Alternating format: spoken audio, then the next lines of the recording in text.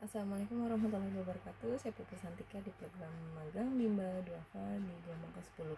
Kali ini saya akan menjawab tugas belajar di luar kelas di hari ketiga. Dan ada pun pertanyaannya tentang tema job description, yaitu motivator pada kegiatan insidental. Yang pertama, apa yang harus dilakukan motivator apabila ada murid yang tidak mau masuk kelas? Sebagai motivator, kita selalu penekanan kepada anak ya, dimana ketika anak tidak mau masuk ke kelas, kita bisa lakukan pendekatan, kita tanya kenapa, mengapa memangnya kak, seperti itu. Dan juga kita bisa alihkan dengan memberikan kegiatan yang ia sukai. Lalu yang kedua, apa yang harus dilakukan motivator apabila ada murid yang menangis? Nah, kita sebagai motivator, kita segera bantu untuk mendiamkan anak dengan cara yang baik. Di sini juga kita berikan kegiatan yang disukai anak nih agar berhenti menangis dan juga lupa dengan sesuatu yang menyedihkan. Lalu yang ketiga, apa yang harus dilakukan motivator apabila ada murid yang mengganggu murid lain? Nah, di sini kita sebagai motivator harus bersikap adil. Kita harus memberitahu kepada anak yang mengganggu ini bahwa apa yang dilakukan itu adalah perbuatan yang tidak baik dan tidak boleh diulang kembali. Dan di sini juga kita bisa memberikan kegiatan yang disukai untuk dua anak tersebut. Dan yang keempat, apa yang harus dilakukan motivator apabila ada yang murid yang melamun? Kita dekati anak, kita lakukan berdialog kepada anak, bertanya kenapa melamun, dan juga kita bisa lakukan kegiatan yang menyenangkan nih agar dia tidak melakukan kegiatan melamun tersebut. Lalu yang kedua, apa saja tugas yang harus dilakukan motivator secara periodik di setiap minggu? Nah, di sini motivator melakukan evaluasi nih setiap sesuai dengan setiap levelnya. Lalu juga motivator membuat laporan tentang masalah yang terbaru dalam setiap proses belajar. Lalu apa saja nih tugas rutin yang harus dilakukan oleh setiap motivator setiap harinya? Di sini kegiatan rutin yang dilakukan setiap hari itu ada banyak ya. Yang pertama, kita pastikan nih kegiatan kelas dalam keadaan rapi dan bersih. Kemudian pastikan file kegiatan juga disiapkan dalam proses sebelum melakukan kegiatan. Kemudian sikap motivator nih selalu ceria nih dalam menghadapi murid. Motivator juga tidak akan marah dalam menghadapi murid. Motivator juga tidak ada pikiran atau ucapan yang tidak baik seperti anak nakal, anak bodoh, atau anak malas. Dan juga bila ada murid yang tidak berminat dalam kegiatan apapun, kita tidak boleh menyalahkan murid. Dan juga pastikan murid merasa nyaman di dalam kelas. Lalu juga murid merasa senang, dan juga murid melakukan kegiatan berhubungan selalu dengan minat belajar dan minat bacanya. Kemudian kegiatan murid juga harus sesuai dengan tahapan perkembangannya.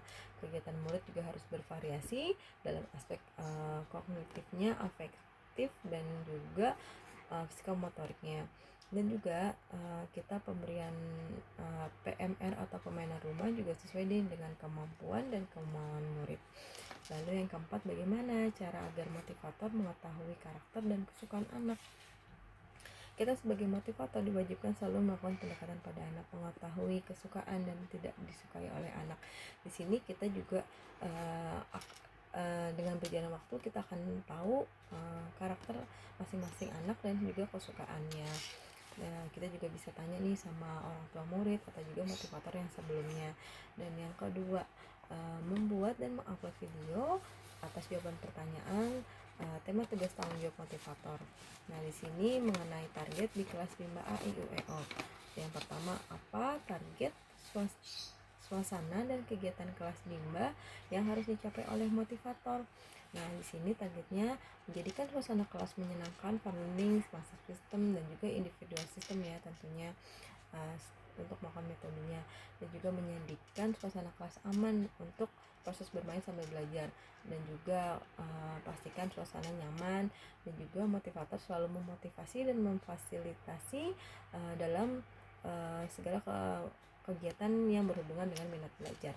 Lalu yang kedua, bagaimana cara motivator mencapai target atau tugas di kelas Bimba A, I, U, E, O? Di sini caranya yaitu target membimbing anak sesuai dengan yang dijadwalkan, sesuai juga dengan masing-masing kebutuhan atau tahapan modul masing-masing anak. Yang kedua juga tugas kelas bisa diciptakan dengan kelas yang aman, yang nyaman, agar anak juga antusias nih dalam setiap proses belajarnya. Lalu Yang kedua, apa tanggung jawab utama motivator Bimba? Jawabannya menciptakan kegiatan uh, bermain sambil belajar yang sepenuhnya menyenangkan dan juga disiplin dalam menerapkan metode Bimba. Lalu yang ketiga, jawablah pertanyaan mengenai tanggung jawab motivator di kelas. Yang pertama, apa yang harus dilakukan motivator untuk menjadikan suasana di kelas aman? Jawabannya, motivator selalu mengecek nih kembali keadaan kelas sebelum dimulai, apakah kelas ini sudah keadaan baik, aman dan nyaman belum untuk anak, apakah ada sesuatu yang berbahaya atau tidak. Lalu yang kedua, apa yang harus dilakukan motivator untuk menjadikan suasana kelas menjadi nyaman? Nah, motivator selalu mengecek kembali kelas yang sebelum dilakukan untuk bermain kegiatan, apakah sudah bersih atau belum, sudah nyaman atau belum untuk digunakan. Jangan sampai anak tidak nyaman dalam di kelas. Lalu yang ketiga, apa saja yang harus dilakukan motivator dalam mengasihi dan menyayangi murid? Yang harus kita lakukan itu kita menyayangi dengan tulus dan ikhlas. Kita peduli kepada anak, kita care kepada mereka. Saya yakin ketika kita melakukan ini dengan ikhlas dan tulus, kita akan bisa mengasihi dan menyayangi setiap murid. Lalu yang keempat, apa yang harus dilakukan motivator untuk menjadikan kegiatan bermain sambil belajar menyenangkan? Di sini kita harus ciptakan nih suasana dan juga keadaan yang menyenangkan, membuat suasana bahagia, diri kita juga memancarkan kebahagiaan, memancarkan suasana yang menyenangkan seperti itu. Dengan juga kita melakukan nyanyian, lagu-lagu Bimba, bahasa Bimba seperti itu.